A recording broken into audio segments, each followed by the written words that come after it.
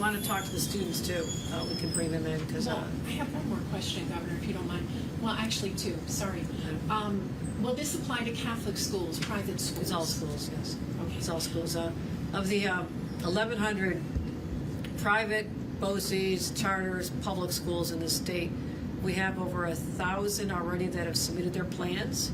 The vast majority got them in by August 1st, but some of the smaller districts, or just an individual charter school, some of them didn't realize that if you weren't applying for the funding, that you were still required to submit the plan. So we're just playing a little catch up with some. In some school districts, they had a policy where you have to first announce the policy and then vote on it a subsequent month. And so some announced in July and they had to vote on it still. So even private schools will get the funding?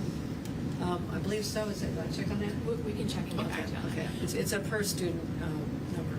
There are some who say, critics of this plan say that we should be focusing on the root causes, on mental health, and the fact that there's such a lack of mental health services for children in the state and across the country.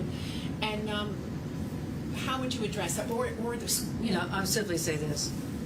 This is the primary driver of our children's mental health crisis.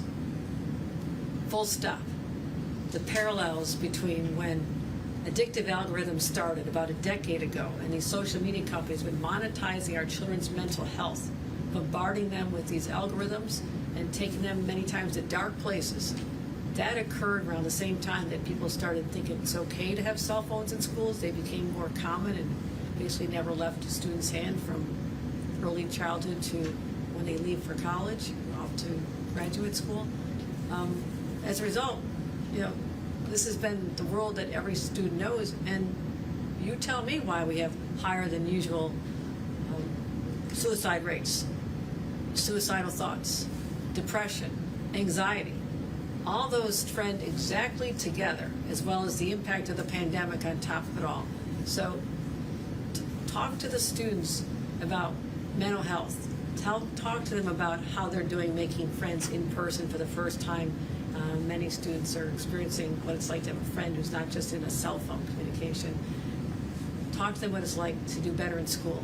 Their grades are going up. These students will tell you. So the positive so outweighs the negative. I only wish everybody had done this earlier. I really do. Thanks, everybody.